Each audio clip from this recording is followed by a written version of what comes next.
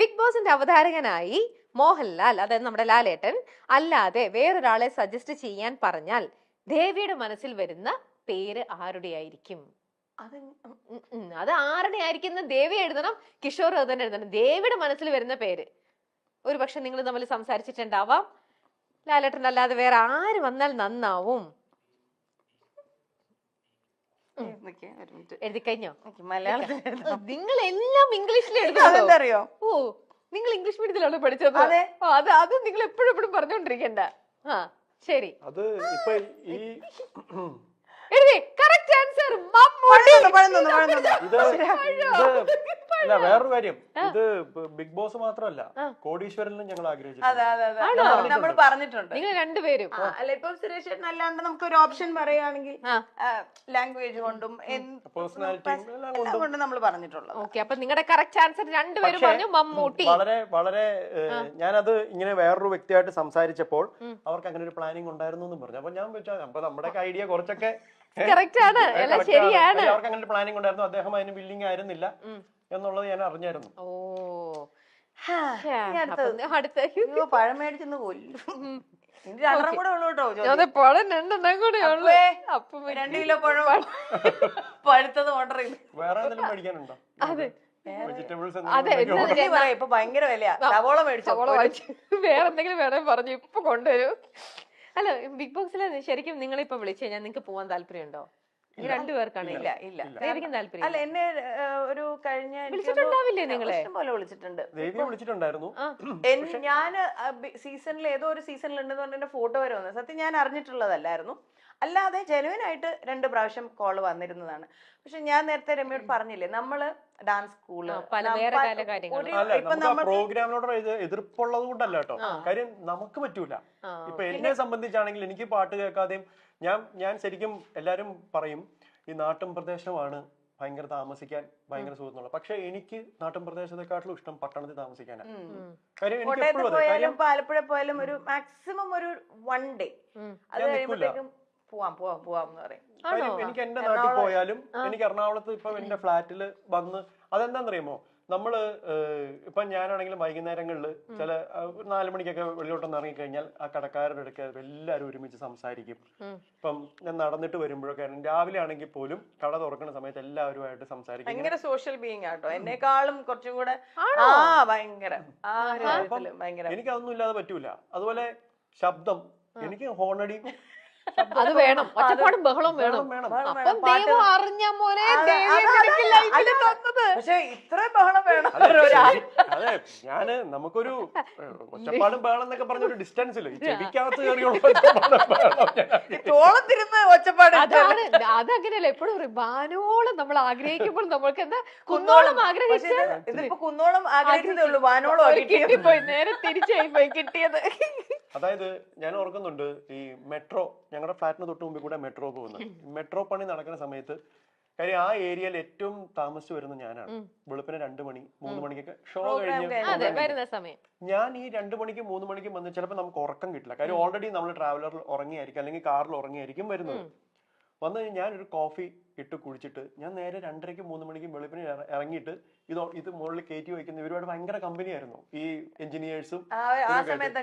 ഞാൻ വെളുപ്പിനെ 4 മണിക്കൊക്കെ പോയി നിന്നിട്ട് 6 മണി 6:30 വരെ ഞാൻ ഇതൊക്കെ വയ്ക്കുന്നതും അവരുടെ കൂടെ നിന്ന് ഇവരെന്തായി ഡ്രില്ല് ചെയ്യുന്നത് എന്താ ഇതൊക്കെ കാണുമായിരുന്നു. നിങ്ങൾ രണ്ടുപേർക്കും സൈക്കോ. എനിക്ക് അതൊക്കെ ഭയങ്കര ഇഷ്ടമാണ്. അങ്ങനത്തെ ആണല്ലോ, ചക്കിക്കൊത്ത അങ്ങനെ തന്നെ കേട്ടോ. അങ്ങനെയാ തീരുമാനിച്ച ഇതെന്തോ ഇവിടെ എഴുതി വെച്ചിരുന്നു, പറ്റില്ല. ഓക്കെ, അടുത്ത ചോദ്യം പിടിച്ചോളൂ. 7th ചോദ്യമാണ്. ഈ ഇന്റർവ്യൂവിന് വരും മുമ്പ് നിങ്ങൾ ഏറ്റവും കൂടുതൽ ശങ്കിച്ചിരുന്ന ഒരു കാര്യം അതെന്തായിരുന്നു? ഈ ഇന്റർവ്യൂവിന് വരുന്നതിന് മുമ്പ് പോണോ 8ന്റെ പണി കിട്ടുമോ അങ്ങനെ ആണോ? ഇതെന്തായിരിക്കും? പിന്നെ അപ്പൂസ് അങ്ങനെ എന്തോ ചോദിക്കാൻ കാരണം അവൻ എന്തോ ഒരു സാധനം ലോക്ക് ചെയ്ത് വെച്ചിട്ടുണ്ട്. ഒന്നുമില്ല. അപ്പൊ അപ്പൂസ് എന്തോ എവിടെയോ ഒരു സ്പെല്ലിംഗ് മിസ്റ്റേക്ക് കിട്ടി. ഉത്തരാദ്യം ചോദിക്കാം, എന്ത് പഴം പറഞ്ഞ അപ്പൂസിന് കൊടുത്താലോ? ഓക്കെ, എന്നെ പേടിയായതുകൊണ്ടാന്നു. അപ്പൂസ് പറയുന്നുണ്ട് ഈ ദേവിക്കോ ഞാൻ എന്നെയോ? രമ്യോ? അതെ അതെ. എന്റെ പൊന്നെ, ഉം. ഞാനല്ല ചോദ്യം ചോദിച്ചിട്ടും കുടിച്ചല്ലാണ്ട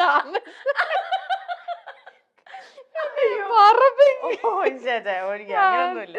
നമുക്ക് ശരിക്കും ഒരു റീയൂണിയൻ ആണ്. ഞാൻ ഭയങ്കരമായിട്ട് എൻജോയ് ചെയ്യുന്നു. ഞാനും അതെ. യെസ്, അതാണ്.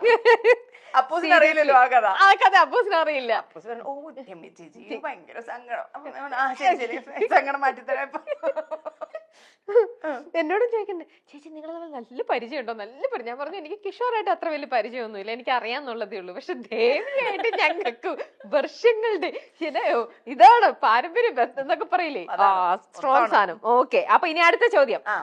ഓക്കെ, ഈ വിരൽ കിഷോർ ഒരു കാര്യത്തിന് ഉപയോഗിക്കാറില്ല, എന്തുകൊണ്ട്? ഏത് വിരല്? ഈ വിരൽ കിഷോർ ഒരു കാര്യത്തിനും ഉപയോഗിക്കാറില്ല, എന്തുകൊണ്ട്? അത് ഏത് വിരലെന്ന് പറയണോ? ഇത് ഇയാളെ കീബോർഡൊക്കെ വായിക്കുന്ന എല്ലാ വിരലും ഉപയോഗിക്കും, 10 വിരലും ഉപയോഗിക്കും. അതെനിക്കറിയില്ല, ഏത് വിരലാണോ ഉദ്ദേശിക്കുന്നതെന്ന് അറിയില്ലല്ലോ. ഈ വിരൽ, ഇതാണ് ചോദ്യം, ഈ വിരൽ കിഷോർ ഒരു കാര്യത്തിനും ഉപയോഗിക്കാറില്ല. വേറെ കയ്യിലില്ലാത്ത വിരൽ വേറെ? നിങ്ങൾ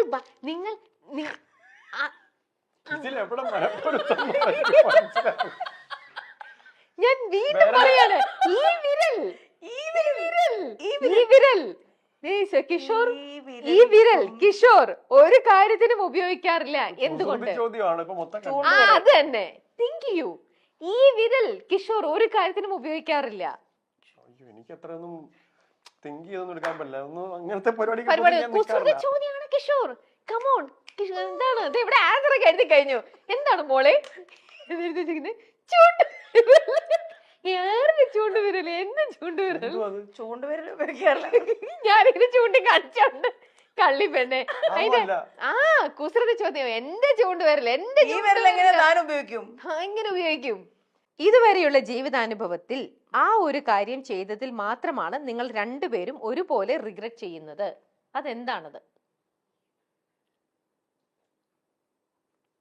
ഇതുവരെയുള്ള ജീവിതാനുഭവത്തിൽ ആ ഒരു കാര്യം ചെയ്തതിൽ മാത്രമാണ് നിങ്ങൾ രണ്ടുപേരും ഒരേപോലെ റിഗ്രറ്റ് ചെയ്യുന്നത്.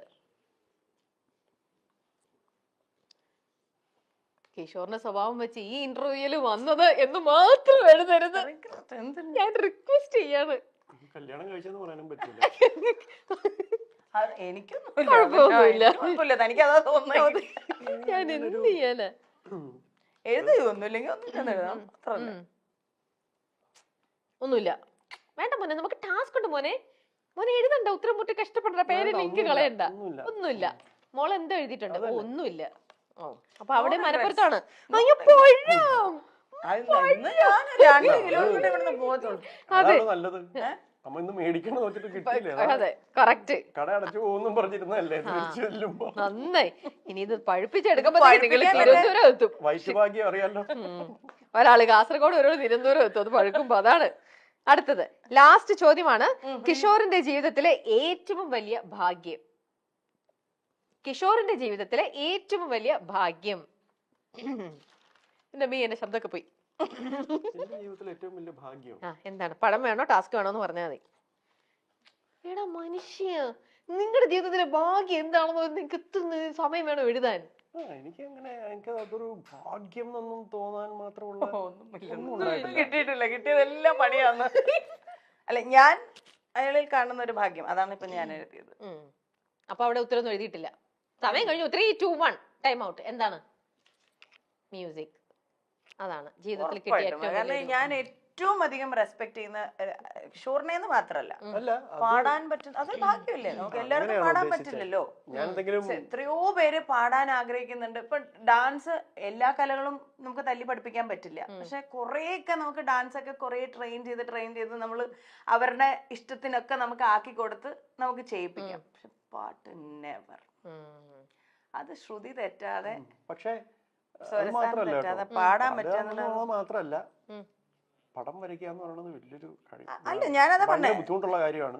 എല്ലാം ഉണ്ട്. നമുക്ക് വരയ്ക്കാനൊക്കെ പറ്റും, പക്ഷെ കണ്ണ് പോയില്ലേ? അല്ല, എല്ലാം അങ്ങനെ വരയ്ക്കുന്ന ഒരുപാടുണ്ട്. അല്ലെങ്കിൽ ഇപ്പൊ ക്ലേ മോഡലിംഗ് ഒന്നുമില്ലാതെ കളിമണ്ണ് കൊണ്ട് പ്രതിമ ഉണ്ടാക്കുന്നു, കൃഷ്ണ ഉണ്ടാക്കുന്നു, ടഫാണ്. പക്ഷെ ഞാൻ ട്രെയിൻ ചെയ്യിപ്പിക്കാൻ പറ്റാത്തൊരു സാധനമാണ് പാട്ട്.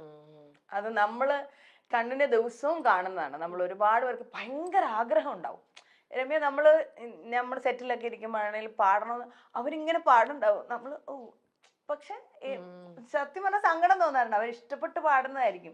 പക്ഷെ നമുക്ക് ഇത് ഏത് പാട്ടാണ്, ഈ പാട്ടാണോ പാടിയേ? സത്യമാണ്. അതൊരു എനിക്ക് അതുകൊണ്ട് ഭയങ്കര റെസ്പെക്ട് ആണ്, പാട്ട് പാടുന്നവരെയും റെസ്പെക്ട് ആണ്, അത്രയും പാഷൻ. എനിക്ക് തോന്നുന്നു കിഷോറിൽ ഏറ്റവും അധികം ഞാൻ റെസ്പെക്ട് ചെയ്യുന്ന ഒരു കാര്യവും അത് കാരണം ആ ഒരു പാഷൻ. അതിനിപ്പോ എത്ര രാത്രി വന്ന് കിടന്നാലും ഇപ്പൊ വയ്യാന്ന് പറഞ്ഞാലും രാവിലെ എണീക്കും, സാധകം ചെയ്യും. അതിന് വേണ്ടുന്ന, ഇപ്പം ഞാൻ പറയും ഏതെങ്കിലും ഒരു സിനിമയുടെ കാര്യം ഡൗട്ട് വന്നു കഴിഞ്ഞാൽ വേറെ ആരെയും വിളിക്കണ്ട, ഇയാളെ വിളിച്ചാൽ മതി, ഡേറ്റ് പറയും, ഏത് വർഷം, ബാക്ക്ഗ്രൗണ്ട് സ്കോർ ആര് ചെയ്തു, മ്യൂസിക് ഡയറക്ടർ ആരാണ്, ലിറിസിസ്റ്റ് ആരാണ്, എല്ലാം പറയും. മിനി സ്ക്രീൻ പ്രേക്ഷകരുടെ ഇഷ്ടതാരമാണ് ദേവി ചന്ദന. കോമഡി സ്കിറ്റുകളിലൂടെ പ്രേക്ഷകരുടെ പ്രിയങ്കരിയായി ദേവി ചന്ദന പിന്നീട് മിനി സ്ക്രീനിലും ബിഗ് സ്ക്രീനിലേക്കും മാറുകയായിരുന്നു. നല്ലൊരു നർത്തകി കൂടിയാണ് ദേവി ചന്ദന. ഗായകനായ കിഷോർ വർമ്മയാണ് ദേവി ചന്ദനയുടെ ഭർത്താവ്. ദീർഘകാലത്തെ പ്രണയത്തിന് ശേഷമാണ് കിഷോറും ദേവി ചന്ദനയും വിവാഹിതരായത്. ദേവി ചന്ദന കൂടുതലായും സീരിയലുകളിലാണ് ദേവി ചന്ദന അഭിനയിക്കുന്നത്. എന്നാൽ ഒരു യൂട്യൂബ് ചാനലും താരത്തിനുണ്ട്. ശരീരഭാരത്തിന്റെ പേരിൽ ബോഡി ഷേമിങ്ങിന് ഇരയായിട്ടുള്ള നടിമാരിൽ ഒരാളാണ് ദേവി ചന്ദന. ഭർത്താവ് കിഷോറിനൊപ്പം പോകുമ്പോൾ മോനാണോ എന്ന തരത്തിലുള്ള ചോദ്യങ്ങൾ പോലും ദേവി ചന്ദനയ്ക്ക് നേരിടേണ്ടി വന്നിട്ടുണ്ട്. ഒപ്പമുള്ളത് ആരാണെന്ന് ആളുകൾ ചോദിക്കുമ്പോൾ ഇവരൊക്കെ എന്തിനാണ് ഇത്രത്തോളം ജഡ്ജ്മെന്റൽ ആകുന്നതെന്ന് തോന്നാറുണ്ട്. ശരിക്കും ഒപ്പമുള്ളത് ആരാണെന്ന് ചോദിക്കേണ്ട ആവശ്യം തന്നെയില്ല.